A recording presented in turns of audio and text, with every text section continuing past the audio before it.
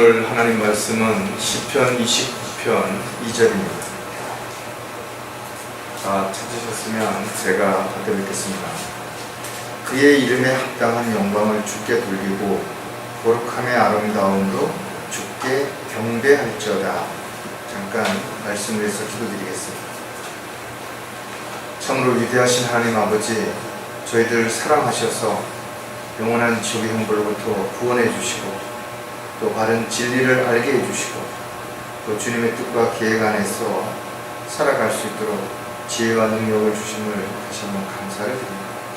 오늘도 주님 사랑하셔서 저희들 발걸음 인도해 주시고 또 경배드릴 수 있는 특권을 주심에 저희들이 늘 어느 곳에 있든지 부끄럽지 않은 삶을 통해서 주님께 영광을 돌려드리는 아름다운 간증의 삶이 또 영광을 돌려드리는 또 성령의 열매를 맺는 삶이 될 수 있도록 역사해 주시옵소서. 저희들이 가는 곳곳마다 또 하는 일마다 끊임없이 악의 공격들이 있지만 저희들이 말씀을 통해서 잘 분별하고 이겨낼 수 있도록 도와주시옵소서. 달려갈 길을 마칠 때까지 한 사람도 낙오하거나 실족하지 않도록 끝까지 붙잡아 주시고 또 저희들 주님 맡겨주신 일들을 잘 감당하는 잘했다고 칭찬 들을 수 있는 그런 저희들이 되도록 도와주시옵소서. 다시 오실 우리 주 예수 그리스도의 이름으로 기도드렸습니다. 세상에서 가장 가치 있는 일이 무엇일까요? 세상 사람들은 나름대로 어떤 일들이 가장 가치 있는 일이라고 말할 것이고 또 그렇기 때문에 그 일을 위해서 평생을 그렇게 열심히 살아갈 것입니다. 그렇다면 여러분들이 생각하는 가장 가치 있는 일은 무엇인가? 한번 진지하게 한번 자신에게 물어보십시오. 우리가 경배를 드린다는 것은 어떤 생활에 필요한 것들을 얻기 위해서 드리는 거 아닙니다. 속된 말로 어떤 복을 받기 위해서 경배를 드리러 나오는 것이 아니라는 것입니다. 경배는 오직 하나님만을 생각하고 그분의 은혜와 사랑 안에서 우리의 마음을 하나님의 사랑으로 채우는 것입니다. 그래서 경배가 그리스도인들이 해야 할 가장 최상의 일이라고 말할 수 있다는 것입니다. 여러분들은 지금 그 일을 하고 있는 것입니다. 또 그 일을 통해서 여러분들은 위로와 힘을 얻을 뿐만 아니라 필요한 영적 지식들을 얻게 되고 나아가서 주님 맡겨주신 일들을 감당할 수 있는 그런 삶을 살아갈 수 있다는 것입니다.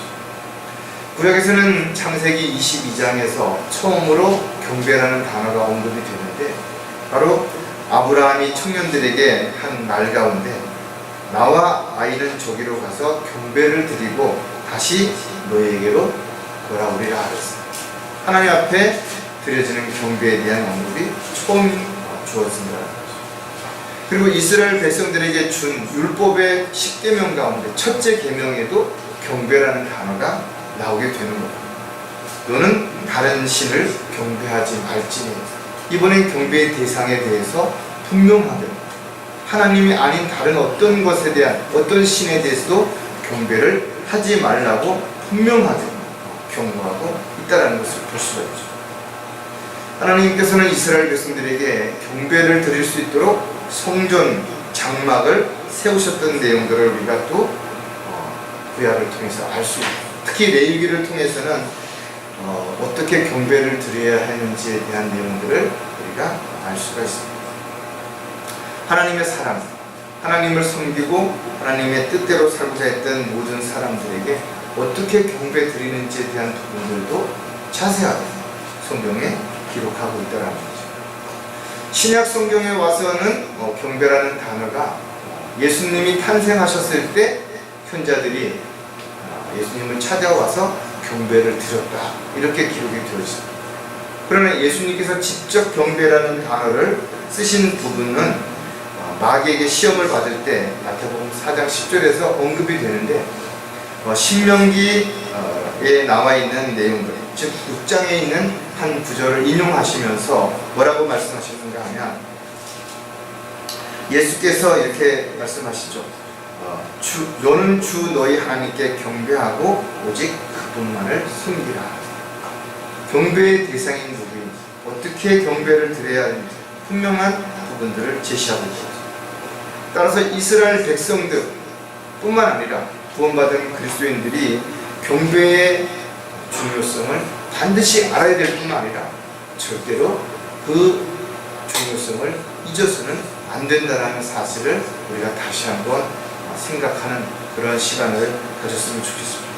오늘 설교 제목은 경배의 중요성을 잊지 말라요. 많은 사람들이 이런 경배의 중요성을 알지도 못하지만 또 아는 사람들도 경배의 중요성을 잊고 자신이 중요한 것들을 위해서 살아간다는 거죠. 경배야말로 하나님 앞에 가장 낮은 자세로 하나님을 섬기고 최대한의 경의를 표하는 그런 모습이기 때문에 경배라고 하는 말의 의미를 우리가 먼저 생각해 봐야 합니다. 경배는 하나님께 예배를 드린다라는 뜻을 가지고 있습니다. 그리고 예배라는 말의 의미는 로마서 12장에서 서비스라는 단어로 기록이 되어 있습니다. 다시 말해서 합당한 예배를 드리기 위해서는 하나님께서 기뻐하시는 거룩한 산 제물로 자신을 드리라는 것이죠. 마치 구약에 짐승들을 잡아서 하나님 앞에 드렸던 것처럼, 제물로 드렸던 것처럼, 오늘날 하나님 앞에 나와서 경배를 드리는 사람은 마치 자신의 몸을 짐승들을 잡아서 드렸던 것처럼 산 제물이 되도록 자신을 온전히 죽이는 그런 모습들이 이루어져야 된다는 것을 알 수가 있죠. 또 그렇게 합당한 예배가 되기 위해서 로마서 12장에서는 이 세상과 일치하지 말라는 거죠. 세상에 있는 것들을 사랑하고 또 세상에 있는 것들을 바라보면서 살아가는 사람들은 하나님 앞에 올바른 경배를 드릴 수가 없게 된다는 것이죠. 또 마음을 새롭게 함으로써 변화를 받으라는 것입니다. 끊임없이 인간의 마음은 변질될 수 있고 또 죄로 인해서 부패될 수 있다는 것입니다. 그리고 하나님께서 선하시고 기뻐하시고 온전하신 뜻이 무엇인지를 입증하라는 것입니다. 이것이 그리스도인들의 삶이고 경배를 드리기에 합당한 자세라는 것입니다. 그냥 몸만 나와 있는 거 아니에요. 그냥 속된 말로 예배를 보러 간다, 예배를 구경하는 곳이 아니라는 것입니다. 자신이 하나님 앞에 드려지는 경배야말로 가장 가치 있는 일이고 가장 소중한 일이라면 세상의 그 어떤 일보다도 우선 되어져야 되는 것입니다. 더 깊이 있고 또 의미 있는 시간들이 될 수 있어야 된다는 것입니다. 하나님께서 베풀어 주신 구원에 감사하면서 우리가 하나님 앞에 나와서 드리는 행위가 경배라고 한다면 우리가 기도는 좀 다르죠. 우리가 영원한 지옥의 형벌로부터 구원받을 수 있도록 우리를 구원해 주십시오 하고 요청하는 것이 기도라고 한다면, 구원받은 사람이 하나님의 그 은혜로 인해서 내가 구원받은 것을 감사함으로 드리는 것이 찬양이 되는 것입니다. 저와 여러분이 주님 앞에 나와서 경배를 드리는 것은 어떤 선택의 문제가 아니라는 것입니다. 내가 무엇을 선택하고 내가 기분이 좋고 뭐든 감정이 어떻고 그래서 하나님 앞에 나와서 경배를 드리지 않고 이거를 내가 선택할 수 있는 부분이 아니라는 것입니다. 반드시 구원받은 그리스도인들은 하나님 앞에 나와서 경배를 드려야 되는 것이 마땅한 것입니다. 이것은 반드시 해야 할 책무 가운데 하나라는 것을 절대로 잊어서는 안 되는 것입니다. 따라서 경배의 소중함을 우리가 뒤로 한 채 세상의 그 어떤 것들을 앞세워서 변명한다 하더라도 하나님 보시기에는 합당하지 않죠. 오히려 이런 것들이 스스로 죄를 짓는 결과를 가져올 수 있다는 것입니다. 자, 그렇다면 경배의 중요성을 잊지 않기 위해서 우리가 오늘 또 몇 가지를 찾아보게 될 것입니다. 첫 번째가 경배의 중요성을 잊지 않으려면 경배의 대상이 분명해야 한다는 것입니다. 짐승들과 사람이 다른 가장 중요한 구분은 뭔가 하면 사람은 바로 뭔가 신을 섬기고 있다는 것입니다. 그래서 다양한 신들이 생겨났죠. 또 다양한 방법으로 섬기고 있다는 것입니다. 경배의 대상이 누구인 것인가를 우리가 분명하게 해야 하는 가장 중요한 이유는 참으로 많은 사람들이 알지 못하는 신에게 또는 아무것도 할 수 없는 그런 사람이 만들어놓은 장식물에 경배를 드리고 있다는 것입니다. 여러분들 고린도전서 10장 20절을 한번 찾아보도록 하겠습니다.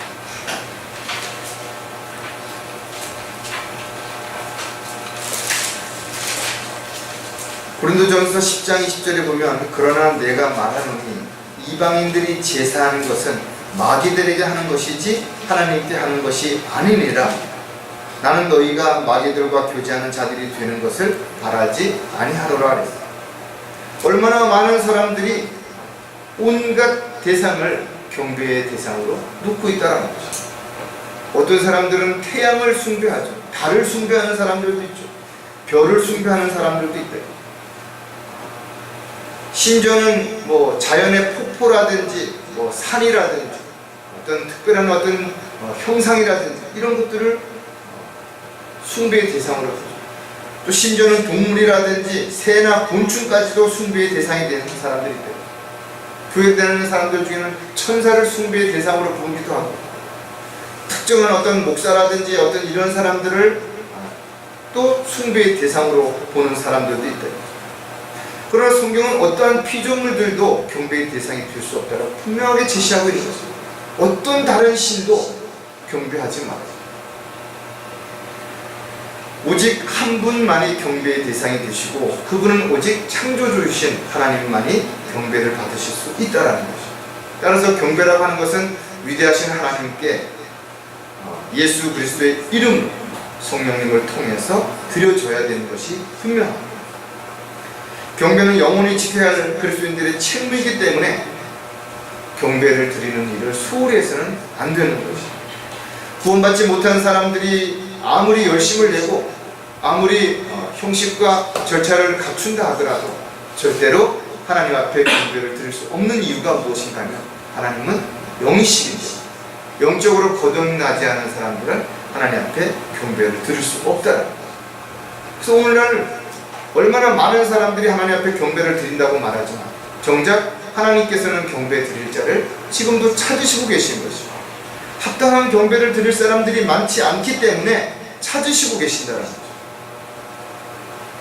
따라서 영과 진리로 경배를 드리는 일이 얼마나 중요한 일인지, 그리고 그 대상이 바로 위대하신 하나님 앞에 경배를 드리는 신실한 형제 자매들이 얼마나 소중한 존재인지를 절대로 잊어서는 안 되는 것이죠. 그렇다면 왜 경배를 드리는 대상이 분명해야 되는 것인가 하면 잘못하면 헛된 경배가 될 수 있기 때문에 그렇다는 것이죠. 자, 경배의 대상이 분명해야 하는 이유를 몇 가지 생각을 해보면 첫 번째가 어떤 우상들도 경배의 대상이 될 수 없기 때문이라는 것이죠. 세상의 신은 누구예요? 바로 사탄인 것입니다. 사탄은 영적으로 무지한 사람들이 하나님을 섬기고 경배하지 못하도록 하기 위해서 온갖 수단과 방법을 총동원해서 방해하고 있다. 그 가운데 가장 교묘한 방법, 가장 많은 사람들을 속이는 것이 바로 종교라는 것입니다. 그래서 수많은 종교들이 있어요. 심지어는 그 신이 어떤 신인지도 모르는 것입니다. 또 악한 영들이 그 신의 자리를 대신해서 더러운 영들이 사람이라든지 또는 짐승들의 몸을 거처로 삼아서 사람들을 속인다.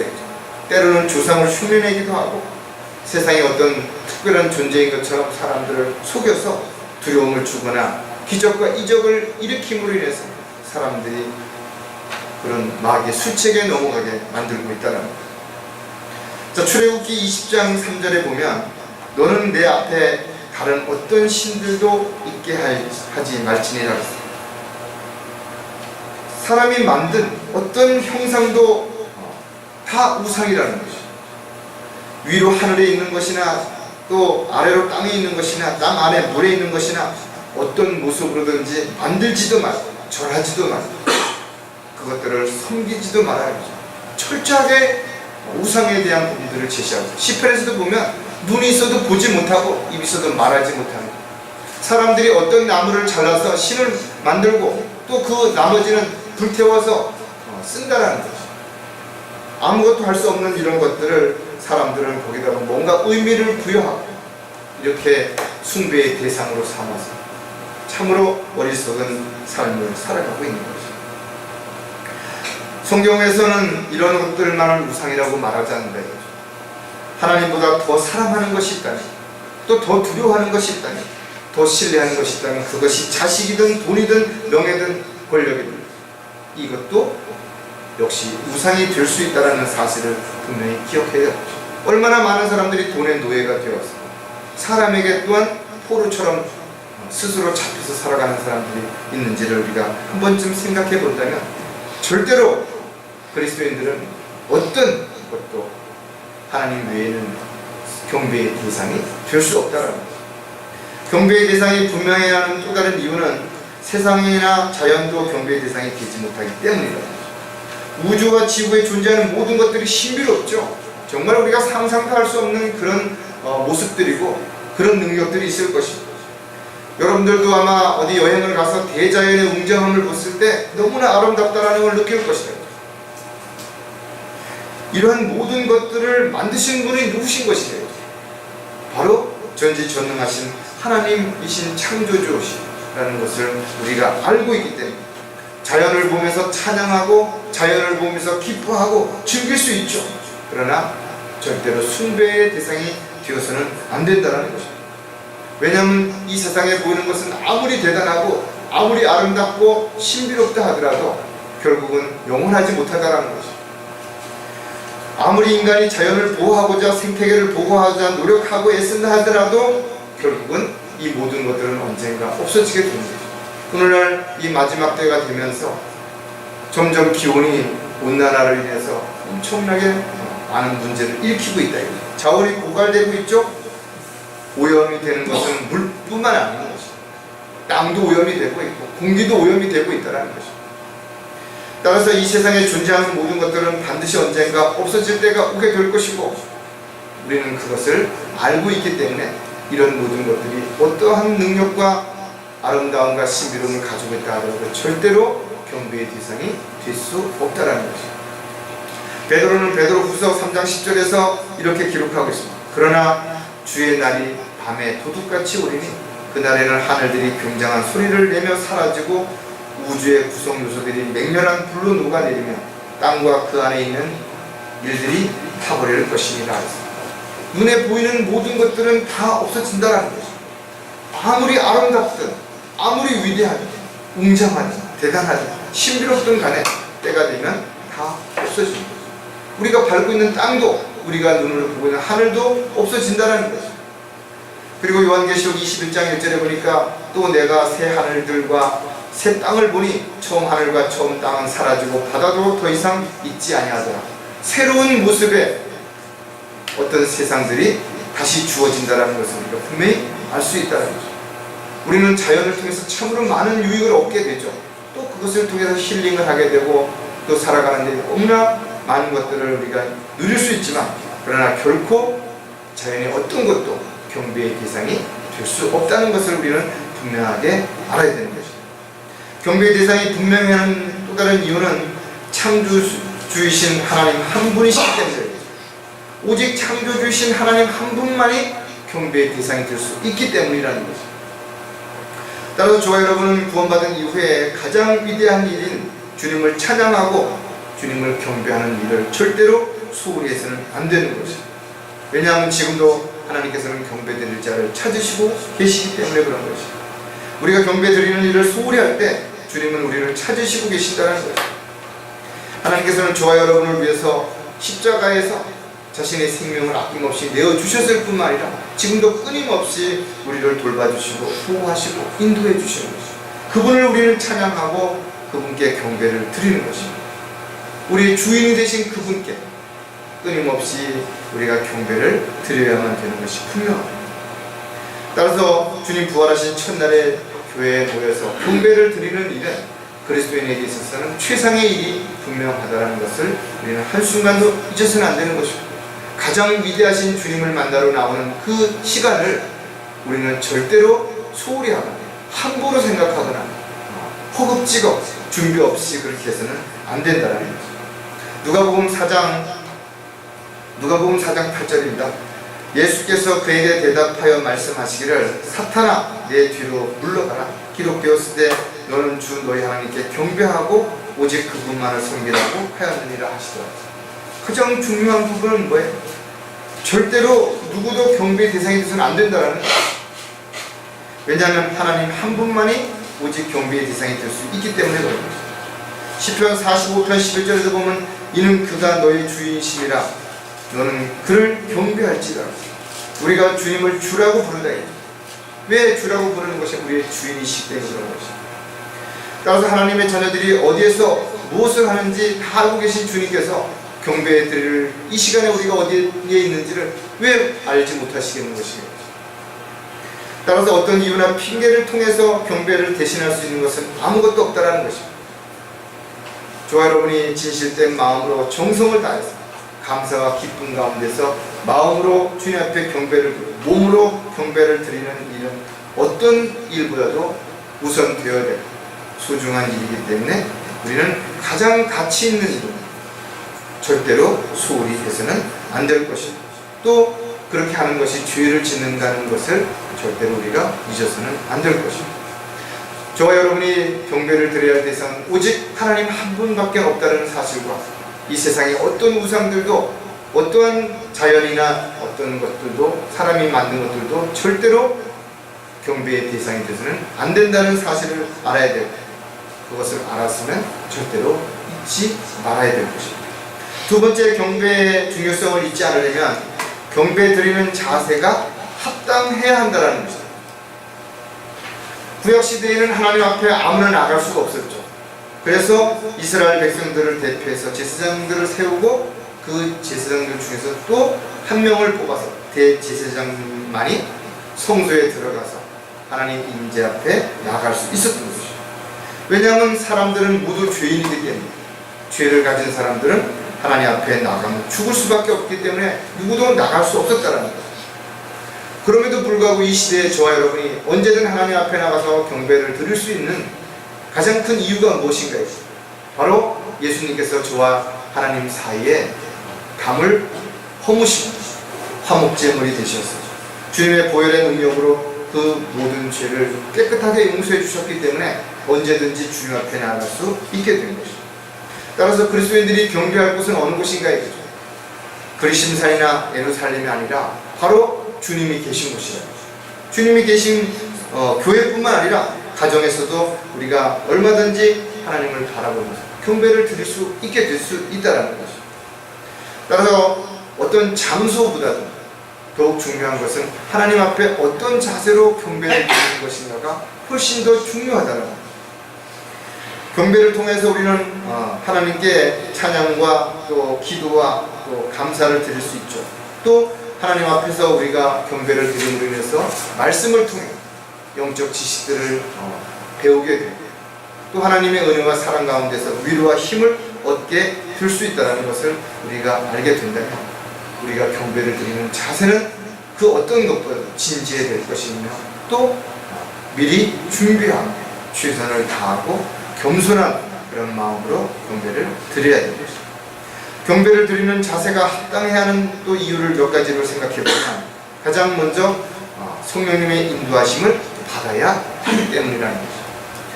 우리가 경배를 드릴 때 있어서 성령을 통해서 오직 경배를 드려야만 되는 거죠. 따라서 인간이 만든 전통과 형식에 치우쳐서는 안 된다는 거죠. 또 그때그때 어떤 기분이나 감정에 얽매여서 자신을 즐겁게 하려고 하는 즐거운, 재미있는, 신나는 그런 경배를 드리려고 하는 것들은 비성경적이라는 거죠. 왜냐하면 경배는 하나님을 기쁘시게 해드리기 위해서 드려지는 것이지 결코 사람을 기쁘게 하기 위해서 드려지는 것이 되어서는 안 된다는 거죠. 따라서 경배를 드리는 사람들이 주변에 있는 사람들을 의식해서 찬양을 드린다든지 헌금을 낸다든지 또 어떤 행동을 한다든지 이런 것들은 하나님 보시기에 가증스러운 행동임을 분명하게 우리는 알아야 되는 것입니다. 따라서 성령님을 통해서 우리는 올바른 경배를 드릴 수 있도록 늘 자신을 낮추고 섬기는 자세로 임해야 될 것입니다. 하나님의 말씀과 찬양과 기도를 통해서 필요를 공급해 주시는 하나님 앞에 감사함을 가지고 나아올 때 하나님은 우리에게 필요한 모든 것들을 공급해 주실 뿐만 아니라 마음의 평안과 기쁨을 허락해 주시고, 로마서 8장 14절에도 무릇 하나님의 영으로 인도함을 받는 이들은 곧 하나님의 아들들이다. 누가 하나님의 아들인 것인지 어떻게 할 수 있냐? 성령께서 친히 증거하신다. 내 안에 성령께서 계시기 때문에 내가 하나님의 자녀라는 것을 증거할 뿐만 아니라 나로 하여금 하나님 앞에 나와서 영과 진리로 경배 드릴 수 있도록 인도해 주신다. 뿐만 아니라 또 하나님의 일을 할 수 있는 새 언약의 일꾼으로서 감당할 수 있는 능력과 지혜도 허락하신다. 따라서 저와 여러분이 영과 안에서 진리 안에서 주님 앞에 경배를 드리고 있다면 지금 세상에서 가장 위대한 일을 하고 있는, 가장 즐겁고 감사와 기쁨이 넘치는 최상의 일이 되어야 될 수 있다는 것입니다. 하나님을 온전히 찬양하며 경배 드리기 위해서는 어떤 경우에도 성령을 근심케 하거나 내 안에 계신 성령을 소멸케 해서는 안 된다. 즉 성령께서 나를 주관하시고 인도하시도록 나의 모든 것을 온전히 주님께 맡기고 성령님께서 인도하실 때 그 안에서 지각을 열어주시고 조명을 주시고 말씀 안에서 우리가 깨닫게 되고 그 말씀을 실행에 옮길 수 있는 믿음이 더 충만해질 수 있게 되는 거죠. 경배를 드리는 자세가 합당해야 되는 또 다른 이유는 영적인 그리스도인들이 되어야 하기 때문이라는 것이죠.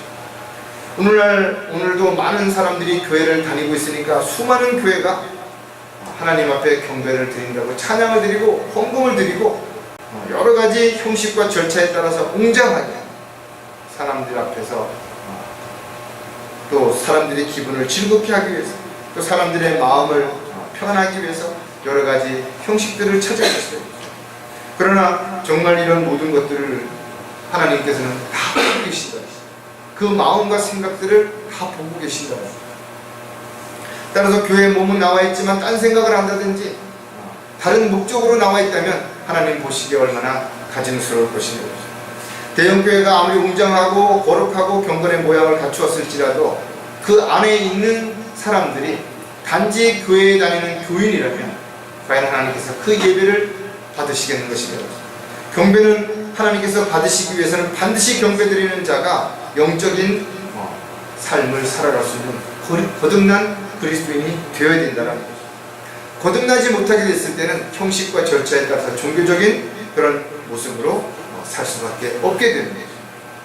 요한복음 4장 24절을 보면 하나님은 한 영이시니 그분께 경배드리는 자들은 영과 진리로 경배드려야 하리라고 하시니라. 경배를 받으시기 합당하신 하나님은 영이시다. 그래서 영적인 사람들이 아니고서는 절대로 경배를 드릴 수도 없고 하나님께서 그런 사람들의 경배를 받지도 않아 하시는 것입니다. 그래서 인간의 어떤 노력이라든지 열정을 가지고 드리는 경배가 하나님 보시기 합당한 경배가 될 수 없다라는 것이죠. 오히려 성경은 영이 없는 사람들은 사생아라는 것이죠. 교회 얼마나 오랫동안 다녔던 또 교회에서 어떤 직분을 가지고 얼마나 많은 일을 했든 상관없이 그가 거듭난 적이 없다면 여전히 영적으로는 죽은 자들이고 영적으로 죽어있다면 하나님 앞에 경배를 드릴 수 없는 사람들이기 때문에 그런 기도, 그런 어떤 경배, 찬양은 하나님과는 무관한 자기 자신을 즐겁게 하는, 자기 자신을 기쁘게 하는 하나의 어떤 행위에 불과한 것임을 우리가 분명하게 다시 한번 생각해 봐야 됩니다. 경배드리는 자세가 합당해야 되는 또 다른 이유는 오직 진리 안에서 드려져야 하기 때문이라는 것입니다. 경배를 드리는 그리스도인들은 매사에 진실되어야 된다는 것입니다. 자기가 하는 일이 정직해야 된다는 것입니다.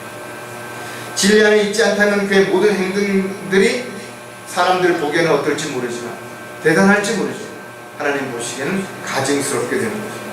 하나님은 어떤 외모를 보는 거 아니라 그 사람의 중심, 마음을 보게 됩니다. 아무리 멋있는 옷을 차려입고 사람들 앞에서 경건한 모습을 갖춘다 하더라도 그가 진리 안에서 진리를 따라서 드리는 경배가 되지 않는다면 하나님과는 무관한 경배가 될 수밖에 없다는 것입니다. 하나님께서는 우리가 드리는 경배가 진지한지 또 우리가 거짓된지 다 아신다. 정말 마음과 정성을 다해서 드리는 것인지 어쩔 수 없이 마지못해서 드리는 것인지 다 아신다는 것입니다. 왜냐하면 하나님께서는 우리의 마음을 감찰하시기 때문입니다. 고린도후서 13장 8절에 보면 우리가 진리를 거슬러서는 아무것도 할 수가 없고 오직 진리를 위해서만 할 수 있느니라. 진리를 거슬린다면 그가 하는 행동이 무엇이든 그것은 하나님을 기쁘시게 해드릴 수 없다라는 거예요. 하나님께서는 우리가 영적으로 무지하기를 원하시지 않는데 오히려 구원받은 모든 그리스도인들은 영적으로 성장해서 장성한 분량에 이르기를 원하십니다. 즉 성숙한 그리스도인들이 되어서 언제든지 말씀을 올바로 잘 활용할 수 있는 신실한 삶을 살아가기를 원한다는 거죠. 따라서 그리스도인들은 말이나 혀로 사랑하지 말고 행동과 진리로 사랑하라는 것이죠. 입으로만 사랑한다라고 말하지 말고 그 마음이 또 그 행동이 그 사랑에 합당한 열매가 맺어져야 됩니다. 또 그리스도인들이 하나님과 교제가 있다고 하면서 어둠 가운데 행하고 있다면 그는 거짓말장입니다. 진리 안에 행하고 있지 않다라는 것을 스스로 입증하는 것입니다. 따라서 성령의 열매는 모든 선과 의와 진리 안에서 이루어지기 때문에 우리가 진리를 벗어나서 행하는 모든 것들은 결코 성령의 열매가 될 수 없죠. 또 성령의 열매가 아니라 우리가 육신적인 열매를 아무리 많이 맺었다 하더라도 그것이 세상을 살아가는 데 좀 유익할지 모르지만 하나님과는 무관한 것이 되기 때문에 주님 앞에 서는 날 그 어떤 삶과 유업도 보상받을 수 없게 된다는 거죠. 따라서 경배를 드리는 자세는 참으로 중요하다. 우리는 반드시 성령님의 인도하신 가운데서 영적으로 깨어있는 가운데 거듭난 그리스도인들이 오직 진리 안에서 주님을 바라고 주님 앞에 드려지는 경배만이 주님을 기쁘시게 해드리는 경배라는 사실들을 기억한다면 그 경배가 얼마나 중요한지 또 그 중요함을 왜 잊지 말아야 되는지에 대한 부분에 대해서 우리가 분명하게 알 수 있죠. 자, 마지막으로 경배의 중요성을 잊지 않으려면 경배를 방해하는 원인들을 제거해야 한다는 것입니다. 경배를 방해하는 요소들이 너무나 많은 것입니다. 여러분들이 아침에 경배를 드리러 이 자리에 오기까지 다양한 일들이 방해를 놓는다는 거예요. 직장일, 가정일, 또 이런저런 어떤 건강 문제, 물질적인 문제, 다양한 것들이 있다는 거죠. 따라서 여러분들이 경배를 드리러 오기 전에 토요일부터 미리 준비해야 됩니다. 왜냐하면 여러분은 경배를 드리러 오는데 이런 일로 인해서 방해를 받지 않다. 또 여러분들이 건강이 문제가 된다면 건강이 빨리 회복되어져서 하나님 앞에 경배를 드리는데 어려움이 없도록 하나님 앞에 간구를 드립니다. 물질적으로도 마찬가지고 모든 부분에서도 마찬가지예요. 어쩔 수 없었다가 아니라 하나님 앞에 경배를 드릴 수 있도록 그런 환경과 여건들을 조성해 주시도록 먼저 기도하고 하나님께서 또 그렇게 인도해 주실 것을 믿음으로 있을 때 하나님께서는 반드시 다양한 방법을 통해서 경배의 소중함을 따라서 살아갈 수 있도록 그렇게 해주신다는 겁니다. 따라서 참다운 경배를 드리는 일은 가장 소중한 일이고 하나님 아버지를 기쁘시게 하는 일이기 때문에 경배의 방해를 받지 않기 위해서는 철저하게 우리는 깨어있어야 될 뿐만 아니라 미리미리 준비하고 대비해야 되는 것이죠. 또 그런 어떤 조짐이 보일 것을 알았다면 여러분들이 철저하게 대비해야 되겠죠. 따라서 여러분들이 아침에 경배 드리고 오기 전에 말을 많이 하지 마시고 아주 사소한 말들이 가족들과 다툼이 되고 그것이 경배를 드리고 하는데 발목을 잡는 경우도 얼마든지 있다는 거죠. 또 운전을 한다든지 걸어올 때도 아주 조심해야 된다. 사소한 사고가 경배를 방해하거나 또 주차하는 가운데서 또 주변 사람들하고 사소한 말다툼이 경배를 드리는데 방해가 되고 문제가 될 수 있기 때문에 철저하게 빌미를 주거나 그런 일이 일어나지 않도록 충분한 시간의 여유를 가지고 여러분들이 미리미리 준비했을 때 경배를 하나님 앞에 온전히 드릴 수 있는 계기가 될 수 있다는 겁니다. 경배를 방해하는 원인을 제거해야 하는 여러 가지 이유가 있지만 그 중에서 몇 가지를 또 생각해 보면 온갖 불안과 두려움을 주기 때문이라는 거죠. 여러분들이 경배 드리러 와서 집에 어떤 문제, 직장 문제 이런 걸 고민하게 되면 이런 것들이 불안하고 두렵고 뭔가 마음이 안정이 안 되죠. 또 어떤 사람과 싸웠다든지 또 어떤 안 좋은 어떤 감정을 가지고 있고 이런 상태에서 경배를 드리게 된다면 이런 것들이 하나님 앞에 온전히 경배를 드리는데 방해한다. 저와 여러분도 이 세상에 살고 있지만 분명 세상에 속한 사람은 아니고 그럼에도 불구하고 세상에서 다양한 문제들이 다양한 어려움이 끊임없이 우리가 하나님 앞에 온전하게 경배를 드리고 하나님의 뜻 가운데 살아가는 이 많은 것들을 방해하고 있다는 것도 분명히 알 수 있죠. 가장 중요한 것은 우리의 형편과 처지를 하나님은 다 알고 계신다는 겁니다. 따라서 우리가 어떤 문제가 있으면 주님께 아뢰는 것이 그리고 주님께서 그 문제를 해결해 주시고 이렇게 간절히 기도했을 때 반드시 하나님께서는 그 문제를 해결해 주시겠다고 약속하셨다 이거죠. 우리의 믿음은 신앙생활에 있어서 중심이 되어야 된다 이거죠. 우선순위에 있어서 중심이 되어야 된다 이거죠. 그러나 많은 사람들이 믿음을 가지고 있다고 말하면서도 그 믿음을 실행으로 옮기지 않기 때문에 열매가 맺어지지 않는 거죠. 요한복음 16장 22절에 보면 그러므로 너희가 지금은 근심하여도 내가 다시 너희를 보리니 그때는 너희 마음이 기쁠 것이요 아무도 그 기쁨을 너희에게서 빼앗지 못할 것이라 했어요. 예수님께서는 마음이 근심하지 말고 하나님을 믿으니 또한 나를 믿으라 했죠. 모든 염려를 다 주님께 맡기라는 것입니다. 근심은 또 다른 근심을 가져오게 되고 염려는 아무리 염려해도 절대 해결되지 않는 것이 염려라는 것이죠. 따라서 저와 여러분이 왜 주님 앞에 나가서 기도하는 것인가? 불가능한 것이 없으신 전지전능하신 하나님만이 내가 불안으로부터 두려움으로부터 벗어날 수 있는 방법을 제시해 줄 수 있기 때문에 그런 것이죠. 그래서 우리가 기도할 수 있는 것은 특권인 것입니다. 내가 어떠한 노력이나 방법을 해결이 안 되는 것이지만 그것이 합당하다면 하나님께서 즉시 또는 놀라운 방법으로 반드시 해결해 주신다는 것을 우리가 믿고 할 수 있는 것이 기도이기 때문에 특권이 된다는 것이죠. 빌립보서 4장에 보면 아무것도 염려하지 말고 다만 모든 일에 기도와 간구로 너희의 구하는 것들을 감사함으로 하나님께 알려지게 하라. 여러분들이 미리 걱정할 필요가 없다 이거죠. 여러분이 감당할 수 없는 어떤 대단한 일이라 하더라도 위급한 상황이라 하더라도 하나님께 알려지게 하면 하나님께서 모든 것을 초월하시는 그분께서 놀라우신 방법으로 해결해 주시겠다는 거예요. 그러나 많은 사람들이 기도하지 않는다 이거죠. 왜냐하면 믿지 못하기 때문에 그런 거죠. 또 기도해놓고 그것을 기다리지 않는다. 왜? 믿지 않기 때문에 그렇다는 거죠. 따라서 경배라고 하는 것은 인격과 생각과 몸이 오직 주님 한 분만을 바라보며 집중하는 것입니다. 이런 것이 바로 경배를 통해서 우리가 하나님으로부터 위로와 힘을 얻을 수 있는 계기가 될 수 있다는 것도 우리가 한번 좀 생각해 본다면 여러분들에게 어떤 문제가 있든 그것이 여러분을 불안하게 하고 두렵게 만들고 있다면 여러분 기도해야 된다. 그리고 그 문제를 해결해 주시죠. 그래서 더 이상 경배를 드리는데 방해를 받지 않도록 해야 됩니다. 또 경배를 방해하는 원인을 제거해야 하는 이유는 교만과 자만에 빠지게 만들기 때문이라는 거죠.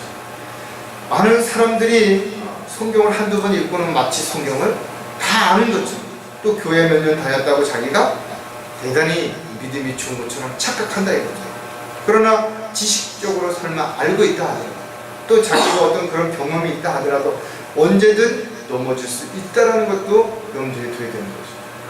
왜냐하면 마귀는 우리의 약점을 가장 잘 알고 있고 우리의 취약한 부분들을 정확하게 판단하고 있기 때문에 우리가 가장 힘들고 어려운 부분을 공격한다는 거죠. 또 우리가 가장 약했을 때 우리를 집중적으로 공격하기 때문에 얼마든지 넘어갈 수 있기 때문에 저와 여러분은 반드시 지체들과 교제하는 가운데 또 믿음 안에서 말씀 안에서 대비하는 가운데 이런 어려움을 극복해내고 이겨내야 되는 거죠. 교만해지거나 자만해지게 되면 하나님의 말씀을 듣는 것도 판단하게 되는 거죠. 성경을 읽으면서도 자기가 판단하거나 자기의 필요한 부분에 합당하게 성경 구절들을 갖다가 쉽게 말하면 짜집기를 해가지고 자신을 합리화시키는 그런 결과를 가져오죠. 자신은 못하면서 다른 사람들에 대한 잘못된 부분들을 평가하고 판단하고 지적하는 이런 결과를 가져올 수 있기 때문에 그렇다는 거죠. 야고보서 4장 16절에 보면 이제 너희가 자만 가운데 기뻐하고 있으니 그러한 기쁨은 다 악한다. 자기가 뭔가 특별하다고 잘났다고 대단한 일을 할 수 있다고 기뻐하고 있다면 악한 것이라는 거죠. 자기 자신을 위해서 사는 삶이 아니라 주님을 기쁘시게 해드리기 위한 삶이 반드시 되어야 되는 거죠. 따라서 자만에 빠지게 되면 더 이상 영적으로 성장하지 못할 뿐만 아니라 주님의 도구로 쓰임받을 수도 없게 되는 거죠. 오히려 교만해진 사람들을 쓰는 자가 누구냐? 바로 마귀는 그런 자들을 써서 너 아니면 안 된다. 너만이 할 수 있다라고 부추겼어요. 오히려 하나님의 일을 방해하고 하나님의 일꾼들을 실족하게 만드는 그런 일을 할 수도 자기가 마치 하나님의 일꾼이라고 하나님의 일을 하는 종이라고 그렇게 착각하게 된다는 거예요. 따라서 성경은 서로 섬기고 배려하고 높이고 사랑하라고 권면하고 있다. 자신을 낮추고 섬기는 자리에 내려오지 않고서는 절대로 상대방을 높일 수 없죠. 존경할 수 없다라는 거죠. 따라서 자기가 다른 사람보다 뭔가 특별하다고 잘하고 있다라고 생각이 들고 있다면 나는 지금 교만에 빠져 있다는 것을 반드시 알아야 되고, 즉시 낮은 자세로 다시 내려가서 처음 주님을 만났던 십자가로 내려가서 오히려 상대를 존중하고 섬기는 자세로 살지 않는다면 언제든 마귀의 꾀임에 빠져서, 유혹에 빠져서 이렇게 마귀의 종으로 전락할 수 있게 된다는 거죠. 경배를 방해하는 원인을 제거해야 하는 또 다른 이유는 영적인 무지에서 비롯되기 때문이라는 거죠. 영적으로 무지하니까 자신이 뭘 잘못하고 있는지 또 뭔 문제가 있는지 모른다라는 거죠. 구원받았다고 해서 모두 영적으로 성장하는 거 아니죠. 안타깝게도 구원받은 사람들 대부분이 양육을 받지 못하거나 또는 자기 욕심 때문에 세상으로 다시 돌아간다라는 거죠. 또 영적으로 어느 정도 성장했다 하더라도 또다시 세상에 있는 것들의 마음을 빼앗기고 게을르거나 또 영적으로 병이 들어서 하나님과의 관계가 소홀해지고 자신이 마땅해야 되는 일들을, 직무를 태만한 채 그냥 여기가 조싸움, 그러고 살아가는 사람들도 얼마든지 있을 수 있다는 거죠.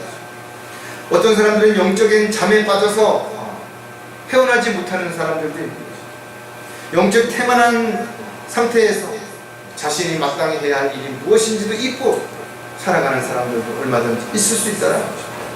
사도행전 17장 30절에 보면 이 무지의 때에는 하나님께서 눈 감아 주셨으나 이제는 어디에 살고 있는 어떤 사람들에게도 회개하라고 명령하고 계십니다. 영적으로 무지한 것은 자랑이 아니라는 것이, 나는 몰라서 못했다, 이것이 말이 안 된다는 거예요. 베드로는 순종하는 자녀들로서 이전에 무지하던 때의 종에게 너희 자신을 맞추지 말라 그랬죠. 어리석은 사람들의 무지를 잠잠케 하고 우리는 바른 진리의 말씀 가운데서 무엇을 해야 되는지 무엇을 하지 말아야 되는지를 정확하게 알아야 됩니다. 물론 어떤 사람들에게 성경적으로 잘못된 부분들을 권면하고 또 바르게 잡아줬는데도 불구하고 자신의 고집을 그대로 세우고 있다면 무지한 자는 무지한 대로 놔두라는 거죠. 배우고자 하는 마음이 없다면, 하나님 앞에 자신을 낮추고 헌신하고자 하는 마음이 없다면 아무리 주변에서 도와줘도 헛수고를 하는 거죠. 바른 성경과 양질의 책이 있고 또 영적인 양식으로 여러분들이 얼마든지 성숙해질 수 있는 기회가 주어졌는데도 불구하고 스스로가 그것을 거부한다면 마치 물가로 인도하시는 것은 주님이시며 물을 먹어야 되는 것은 정작 자기라는 사실을 잊고 살아가는 사람들과 동일한 것입니다. 마지막 때는 정말 믿음을 찾아보기 어려울 것입니다. 왜냐하면 수많은 사람들이 믿음을 저버리고 배교할 것이고 또 진리를 저버리고 마귀의 영을 따라서 비진리를 따라서 세상에 있는 것들의 마음을 빼앗긴 채 살아갈 것을 분명히 경고하고 있기 때문에 그렇다는 겁니다. 따라서 저와 여러분이 어떠한 경우에도 경배를 방해하는 어떤 원인들이 있다면 그것을 반드시 제거해야 된다. 자신의 노력이나 방법으로 해결할 수 없으면 반드시 주님 앞에 기도해야 된다. 그리고 주님께서 반드시 그렇게 해주시도록 믿고 여러분들이 자신의 문제, 현실의 어려움을 알았다면 주님께서는 반드시 해결해 주실 것을 믿어야 됩니다. 이처럼 저와 여러분이 하나님 앞에 나와서 경배를 드리는 일이 얼마나 소중한지를, 중요한 일인지를 알았다면 절대로 그것을 잊지 말아야 한다는 거죠. 그것을 잊는 순간 우리는 자기 합리화에 빠지게 되는 것입니다. 나는 그래도 누구보다는 좀 낫다, 누구보다 더 잘한다, 여기에 안주하게 되는 것입니다. 이미 그렇게 마음을 먹는 순간 자기는 교만해진 것이고 마귀에게 속고 있다는 사실을 모르고 있다는 것을 우리가 기억한다면 경배가 얼마나 소중한 일인지, 얼마나 우리가 마음속 깊이 새기고 절대로 잊지 말아야 될 것들인지를 우리가 다시 한번 깊이 생각하는 저와 여러분이 되시기를 주의 이름으로 부탁을 드리겠습니다. 기도하겠습니다. 하나님 아버지, 오늘 주님 부활하신 첫날에 영과 진리로 경배 드릴 수 있는 특권을 주셔서 참으로 감사를 드립니다. 혹여라도 저희들이 세상에 있는 어떤 것들의 마음을 빼앗겨서 또는 욕심 때문에 경배의 중요성을 알면서도 또 경배하는 일을 소홀히 한다니 우선순위에서 뒤로 두고 있다면 다시 오늘 이 말씀을 통해서 저희들이 주님 앞에 바르게 믿음 생활을 또 신앙 생활을 할 수 있는 계기가 될 수 있도록 인도해 주시옵소서. 그 어떤 것으로도 경배의 소중함을 대신할 수 없다라는 것을 저희들이 입으로 고백하는 것으로 끝나지 않고 행동으로 옮길 수 있는 저희들의 신앙생활이 될 수 있도록 역사해 주시옵소서. 다시 오실 우리 주 예수 그리스도의 이름으로 기도드렸습니다. 아멘.